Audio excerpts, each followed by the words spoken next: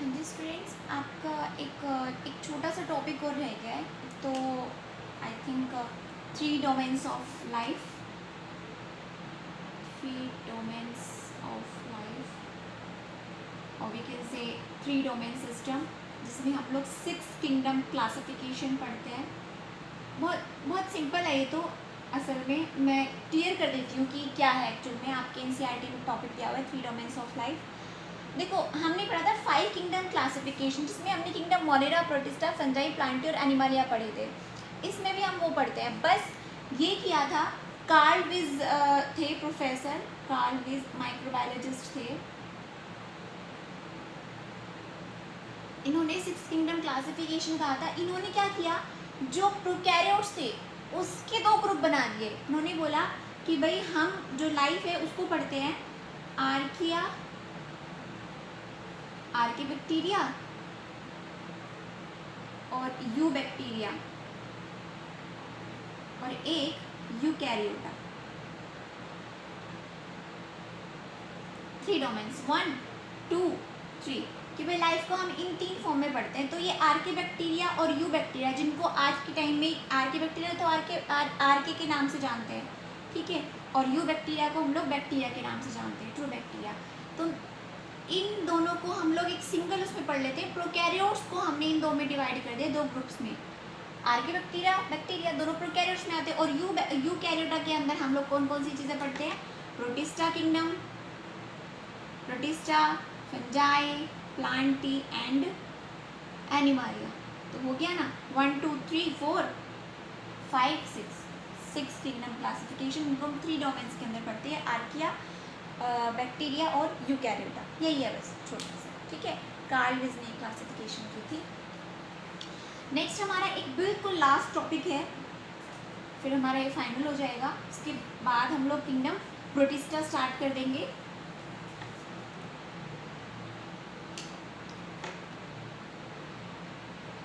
Virus, जो हमारा topic का नाम है वो है वायरस। देखो भाई, जो वायरसेस होते हैं ये क्या है?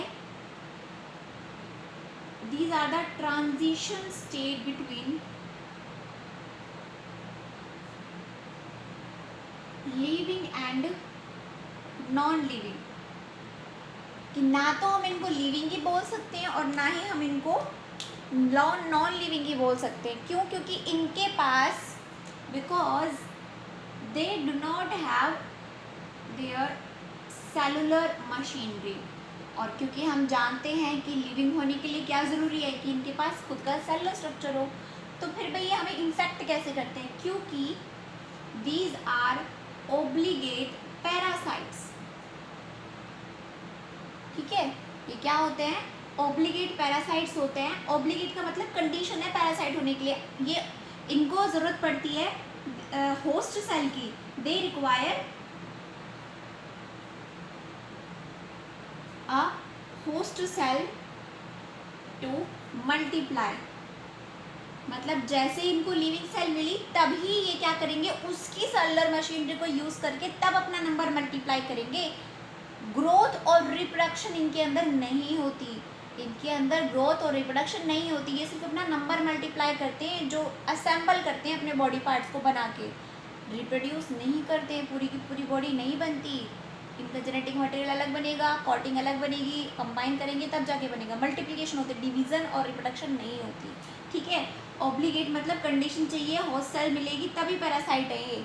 अदरवाइज अगर बॉडी सेल के बाहर पड़े तो इनर्ट है, कुछ नहीं कर सकते। इतने सारे वायरस पड़े, कुछ नहीं है, हाँ लिविंग ही नहीं है। वो लिविंग ही तब होंगे जब ये होस्ट सेल के अंदर इंसर्ट कर जाएंगे। तो इसलिए हम इनको बोलते हैं ऑब्लिगेट पैरासाइट। अगर ये इनर्ट है, मतलब outside host cell, these are inert outside the living body. और तब हम इनको नाम क्या देते हैं? अगर ये इनर्ट है, इनको हम लोग नाम देते हैं विरियंस, ठीक है भाई? बात क्लियर है भाई? अच्छा, अब हम बात करते हैं, वैसे इनका जो डिस्कवरी है सबसे पहले वो की थी इवानोव्स्की ने, डिस्कवर्ड बाय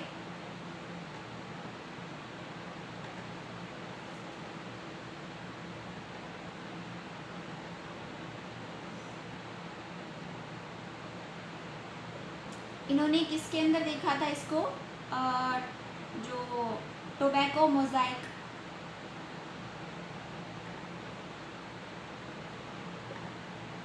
डिसीज थी,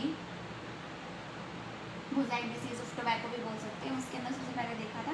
इसलिए इन्होंने डिस्कवरी भी इसी इनको ये बोलते हैं कि भाई इन्होंने डिस्कवरी की थी।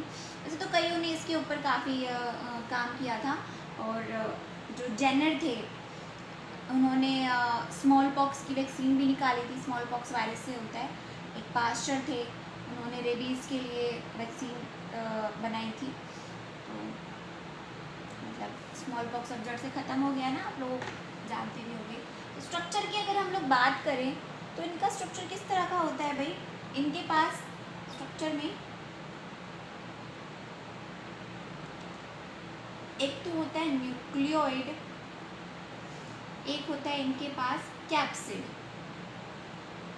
सभी के पास नहीं, जनरली बेसिक स्ट्रक्चर इन्हीं की होती है। किसी के पास, वो भी ज़्यादातर जो एनिमल वायरस होते हैं उनके पास, किसी के पास एनवलप भी होते हैं, एनवलप और साथ में कुछ एंजाइम्स। ठीक है, बेसिक यही होता है।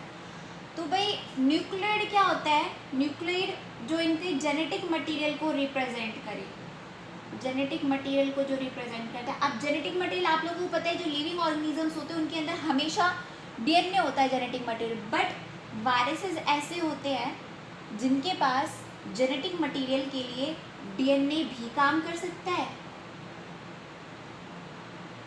और आरएनए भी, पर करेगा एक ही, या तो डीएनए ही होगा, इधर डीएनए और आरएनए होगा एक ही। ठीक है, हमारे पास एक और चीज़ मैं एक्सेप्शन बताऊं, हमारे पास डीएनए हमेशा डबल स्ट्रैंडेड होता है और आरएनए होता है हमारे पास भी, जेनेटिक मटेरियल नहीं होता है लेकिन होता है। आरएनए जो होता है वो सिंगल स्ट्रैंडेड होता है, लेकिन जो वायरसेस हैं उनके अंदर डीएनए सिंगल स्ट्रैंडेड भी हो सकता है और डबल स्ट्रैंडेड भी हो सकता है, होगा एक ही। सेम आरएनए भी सिंगल स्ट्रैंडेड भी हो सकता है और डबल स्ट्रैंडेड भी हो सकता है, लेकिन होगा एक ही। ओके, तो इसलिए हम कह सकते हैं कि वायरस ज़्यादा न्यूक्लियोप्रोटीन एंटिटी, न्यूक्लियोप्रोटीनाइशियस इन नेचर, क्योंकि कैप्सिड जो होता है ना वो असल में एक प्रोटीन की कवरिंग होती है, प्रोटीन की एक कवरिंग होती है। ठीक है, तो ये दो चीज़ें तो होती ही होती हैं, तो इसलिए हम इनको बोल देते हैं कि वायरसेस आर न्यूक्लियोप्रोटीनाइशियस। कि न्यूक्लिक एसिड होता है, न्यूक्लिक एसिड मतलब जेनेटिक मटेरियल, और प्रोटीन कैप्सिड, प्रोटीनाइशियस कवरिंग होती है। ठीक है, तो वायरसेस की जो क्लासिफिकेशन है वो हम लोग ऐसे भी करते हैं कि भाई जो वायरसेस हैं वो ऐसे भी होते हैं जो एनिमल्स को इन्फेक्ट करते हैं। ठीक है, मतलब क्लासिफिकेशन होती है कि जो वायरसेस हैं ना एनिमल्स को इन्फेक्ट, वो एनिमल्स को इन्फेक्ट करेंगे, प्लांट्स को भी इन्फेक्ट करने वाले होते हैं और बैक्टीरिया को भी इन्फेक्ट करने वाले होते हैं। ठीक है, बैक्टीरिया को इन्फेक्ट करने वालों को हम लोग बैक्टीरियोफेजेस बोलते हैं। ज़्यादातर जो एनिमल्स को इन्फेक्ट करने वाले वायरसेस होते हैं उनके अंदर जेनेटिक मटेरियल डीएनए होता है। ज़्यादातर एनिमल्स को इन्फेक्ट करने वाले जो वायरसेस होते हैं उनके पास जो जेनेटिक मटेरियल है वो ज़्यादातर डीएनए होता है। एक्सेप्शन में से हैं, जैसे हमारे अंदर जो HIV वायरस है वो हम एनिमल्स को इन्फेक्ट करते हैं, उसका आरएनए होता है जेनेटिक मटेरियल। ठीक है, तो वो एक्सेप्शन है। और रियो वायरस हो गए, पोलियो वायरस हो गया, रेबीज़ हो गया, उनके पास आरएनए होता है एनिमल्स को इन्फेक्ट, मतलब एक्सेप्शन, ज़्यादातर डीएनए वाले होते हैं। ऐसे प्लांट्स को इन्फेक्ट करने वाले वायरस के पास ज़्यादातर के पास आरएनए होता है, लेकिन एक्सेप्शन वहाँ पर भी है, जैसे कोलियोफेज वायरस है, वो प्लांट्स को इन्फेक्ट करता है लेकिन उसका जो जेनेटिक मटेरियल है वो डीएनए होता है। ओके, खैर मैं तो एक्सेप्शन की बात कर रही हूँ। मैं एग्जाम्पल इनका भी दे दूँ क्या आप लोगों को साथ के साथ, कि इसको इरेज कर रही हूँ मैं, एक एग्जाम्पल कि जो बैक्टीरिया जिनके पास डबल स्टैंडर्ड डीएनए हो, जैसे हमारा, आप लोगों ने हेपेटाइटिस का नाम सुना है, हेपेटाइटिस बी, उसके पास डबल स्टैंडर्ड डीएनए होता है। इस हेपेटाइटिस बी वायरस के पास सिंगल स्टैंडर्ड डीएनए के लिए एग्जाम्पल कोलियोफेज। ठीक है, और डबल स्टैंडर्ड आरएनए जिनके पास हो,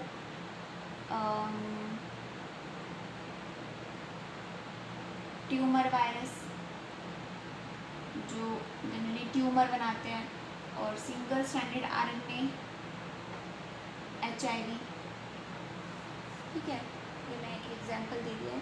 तो न्यूक्लियोइड क्लियर है आप लोगों को कि न्यूक्लियोइड में जेनेटिक मटेरियल उनके पास डीएनए भी हो सकता है और आरएनए भी हो सकता है, वो भी सिंगल स्ट्रैंडेड भी और डबल स्ट्रैंडेड भी। ठीक है, ज़्यादातर एनिमल वायरसेस जो होते हैं उनके पास डीएनए जेनेटिक मटेरियल होता है, ज़्यादातर प्लांट वायरसेस के पास क्या होता है, आरएनए होता है। ज़्यादातर जो बैक्टीरिया को इन्फेक्ट करने वाले वायरस होते हैं जिनको हम लोग बैक्टीरियोफेज बोलते हैं, बैक्टीरियोफेज, ठीक है, उनके पास डबल स्टैंडर्ड डीएनए होता है, ठीक है, बट वही एक्सेप्शन हर एक कहीं होते हैं। कैप्सिड जो प्रोटीनेशियस कवरिंग होती है, और ये कैप्सिड भी ना सब यूनिट्स की बनी होती है, सब यूनिट्स की, मेड अप ऑफ सब यूनिट्स, जिनको हम लोग क्या बोलते हैं, इन सब यूनिट्स को कैप्सोमेयर्स, क्या बोलते हैं भाई, कैप्सोमेयर्स, याद रखना कैप्सोमेयर्स होते हैं। और कई वायरसेस के अंदर तो ये कैप्सोमेयर्स की जो सब यूनिट्स होती हैं 2000 से भी अबव होती हैं। ओके, अच्छा, एनवेलप की बात करें कि सभी के अंदर तो नहीं होता है, लेकिन ज़्यादातर जो एनिमल वायरसेस हैं उनके अंदर ये एनवेलप होता है ज़्यादातर के अंदर। और ये एनवेलप किसका बना हुआ होता है, प्रोटीन भी होता है इनके अंदर, प्रोटीन, लिपिड, कार्बोहाइड्रेट, ठीक है। और इसकी भी सब यूनिट्स होती हैं, और उन सब यूनिट्स को क्या बोलते हैं हम, उन सब यूनिट्स को बोलते हैं हम पैप्लोमेयर्स, ठीक है। और उनके ऊपर, कईयों के ऊपर स्मूथ सरफेस भी होता है और कईयों के अंदर स्पाइक्स भी होते हैं, मतलब स्पाइक्स मतलब इस तरह से यूँ ऐसे, जो ये आजकल कोरोना वायरस चला हुआ है उसके ऊपर एनवेलप है पैप्लोमेयर्स, और उसके ऊपर भी स्पाइक्स हैं। अगर आपने उसकी स्ट्रक्चर देखी हो, वो एनिमेटेड बना के रखते हैं ना कि कैसा है, ठीक है। तो असल में जो एनवेलप है ना, ये इसके होने की वजह से जो वायरस का जो नेचर है वो ज़्यादा खतरनाक हो जाता है, इसीलिए कोरोना वायरस इतना ज़्यादा खतरनाक है कि उसके पास एनवेलप है और ऊपर से स्पाइक्स हो रहे हैं, ठीक है। तो ये चीज़ क्लियर है। मैं अगर आप लोगों को एक बैक्टीरियोफेज, T2 बैक्टीरियोफेज का अगर मैं आपको एक स्ट्रक्चर बना के दिखाऊँ वायरस का कि किस तरह का होता है, तो मैं T2 बैक्टीरियोफेज ले लूँगी, जिसका स्ट्रक्चर बनाऊँगी यहाँ पर।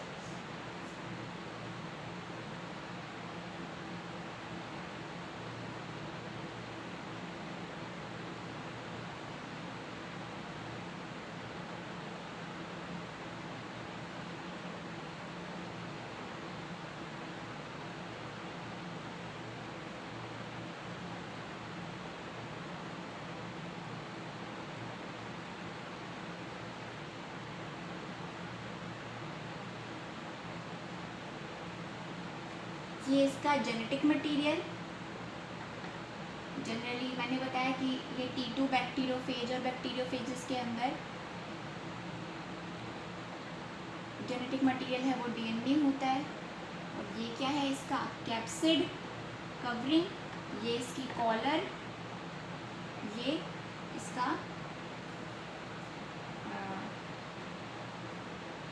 टेल फाइबर, ठीक है। और ये इसकी बेस प्लेट, इसकी बेस प्लेट, ठीक है। ये एंटर कैसे करता है वायरस किसी भी होस्ट सेल के अंदर, ये इनसे ना इससे करता है, उनके ऊपर अटैच हो जाता है होस्ट सेल के ऊपर। और फिर ये जो चीज़ है इसकी, ये जो टेल फाइबर है क्या करती है, ड्रिलिंग का काम करती है, उसमें होल क्रिएट करती है, पेनिट्रेट कर देती है होस्ट सेल को। और फिर क्रिएट करके जो ये है, ये नीचे की तरफ हो जाएगा, ये होल क्रिएट करके। और उसके बाद जेनेटिक, ज़्यादातर और जो वायरसेस है उनका जेनेटिक मटेरियल एंटर करता है और फिर जेनेटिक मटेरियल अंदर छोड़ देगा। अब फिर जेनेटिक मटेरियल अंदर जाके होस्ट सेल को अपने कब्जे में ले लेगा, और फिर जो चीज़ें बाहर छोड़ के आए, अपना कैप्सिड, ये सारी कॉलर, टेल फाइबर, ये जो बाहर छोड़े है वो वहाँ पे अपने बनवाएगा कि भाई मैं इनको बाहर छोड़ा है, अभी तो मेरा काम कर, मैं सारी चीज़ें बाहर छोड़ के आए, बनाओ मेरे लिए। और फिर बन के साथ में क्या करेगा, असेंबल कर देगा और फिर पूरी सेल में अपना बना लेगा, फिर उसको पेनिट्रेट करके दूसरी सेल को, ठीक है। तो इस बेसिस पे कि भाई कैसे इनकी एंट्री होती है, क्या कैसे नहीं होती है, इस बेसिस पे जो वायरसेस होते हैं उनकी साइकिल दो तरह की होती है।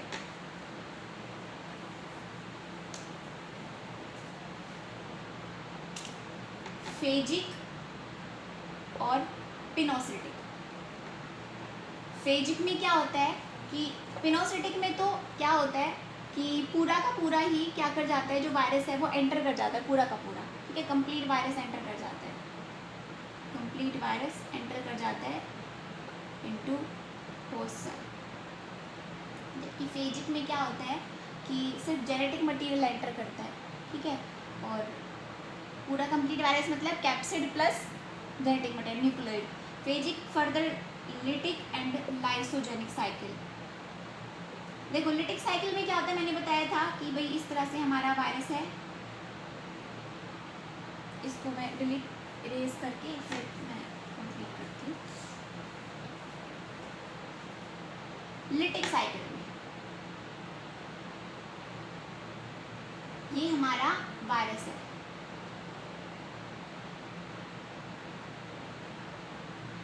ये गया किसके अंदर, बैक्टीरियल सेल के अंदर एंटर कर गया, ये आ गया इसका जेनेटिक मटेरियल और ये वायरस का जेनेटिक मटेरियल है। अभी इस पे क्या कर लेगा, कब्जा कर लेगा, इसकी मशीनरी को अपना बना लेगा और फिर जो बाहर चीज़ें छोड़ के आया है वो उनको बनाना स्टार्ट कर देगी, ठीक है। किसको, ये बननी शुरू हो गई इसकी एंड प्लेट और उसके बाद फिर इनकी असेंबलेज और फिर धीरे धीरे पूरे में क्या हो जाएगा, वायरस आ जाएगा। पूरे में वायरस होने के बाद क्या करेगा, इसको रप्चर कर देगा बैक्टीरियल सेल को और फिर उसके बाद दूसरे बैक्टीरिया को। तो लिटिक मतलब लिसिस ब्रेक डाउन होता है क्योंकि सेल का, और जबकि लाइसोजेनिक में क्या होता है, जो वायरस है वो क्या करेगा कि भाई ठीक है ये सेल है, वो उसके जेनेटिक मटेरियल के साथ अपनी जेनेटिक मटेरियल को इंटीग्रेट कर लेगा कि भाई मैं कुछ नहीं कह रहा, बस मैं तो तुम्हारे साथ मिलके रहना चाहता हूँ। इसी के साथ साथ जब कॉपी बनेगी बैक्टीरिया की, जो सेल है उसकी कॉपी बनेगी, तो उसकी जेनेटिक मटेरियल में भी वायरस का जेनेटिक मटेरियल होगा। मतलब लिसिस ब्रेक डाउन नहीं होगी सेल, बस उसके जेनेटिक मटेरियल के साथ साथ उसमें आगे कर रहा है, छुप के बैठा है मतलब, लेकिन वो कभी भी छुप के वो बाहर आ सकता है और लिसिस साइक्लिटिक साइकिल में कन्वर्ट हो सकता है, ठीक है। जैसे ये T2 बैक्टीरियोफेज और ये लैम्डा लाइसोजेनिक शो करता है। जो लाइसोजेनिक साइकिल है वो कौन सा वायरस शो करता है, लैम्डा फेज, और लिटिक साइकिल शो करता है हमारा बैक्टीरियोफेज, T2 बैक्टीरियोफेज। ओके, बहुत सारी जो बीमारियां हैं वायरसेस से होने वाली हैं अभी, जैसे मैंने नाम लिया एड्स, हेपेटाइटिस, हर्प्स और पोलियो, रेबीज, बहुत सारी डिसीज़ है जो वायरस से होती है, स्मॉल पॉक्स।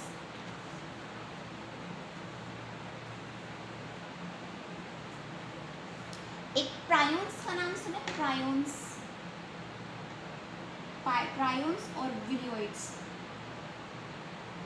देखो जो वायरसेस होते हैं उनके पास होता है जेनेटिक मटेरियल प्लस कैप्सिड, लेकिन वायरोइड्स के पास सिर्फ और सिर्फ क्या होता है, जेनेटिक मटेरियल, ओनली जेनेटिक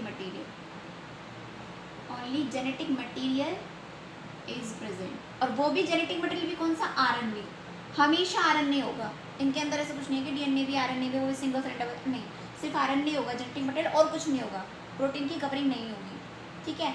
ये अब तक हमें ऐसा कोई केस नहीं मिला कि किसी वायरस ने एनिमल के अंदर डिसीज कोज की हो। ये हमेशा डिसीज कोज करते हैं प्लांट्स के अंदर, कोज डिसीज इन ओनली प्लांट्स। तो ऑब्वियसली जब सिर्फ इनके अंदर जेनेटिक मटेरियल वो भी आरएनए, तो इनका जो मॉलिक्यूलर वेट है वो भी कम होगा, लो मॉलिक्यूलर वेट होगा। एग्जाम्पल अगर मैं डिसीज़ की बात करूँ कि कौन सी डिसीज़ है, तो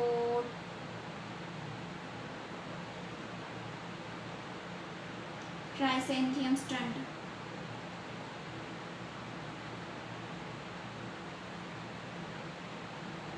पोटैटो स्पिंडल ट्यूबर, ये प्लांट्स की डिसीज़ है, ये कोज करता है विरोइड्स, ठीक है। तो और एक होते हैं प्रायोन्स, देखो याद रखना, P फॉर प्रोटीन, तो विरोइड्स इनके पास जेनेटिक मटेरियल, जबकि प्रायोन्स के पास सिर्फ और सिर्फ प्रोटीन होता है, P से प्रोटीन की ओनली प्रोटीन होता है, इनके पास कोई जेनेटिक मटेरियल नहीं होता, ठीक है। और वो प्रोटीन भी कैसा होता है, रेजिस्टेंट होता है, रेजिस्टेंट ग्लाइकोप्रोटीन की एंटिटी होती है, ये सिर्फ प्रोटीन की बनी होती है, वो भी रेजिस्टेंट मतलब इनके ऊपर किसी टेम्परेचर का, यूवी रेडिएशन को कोई इफेक्ट नहीं पड़ेगा, मरते ही नहीं जल्दी से ये, ठीक है। और कई डिसीज़ तो कोज करते ही हैं, जैसे कुरू एक डिसीज़ है, वो प्रायोन से होती है। ऐसे ही और डिसीज़ है मैड काउ डिसीज़।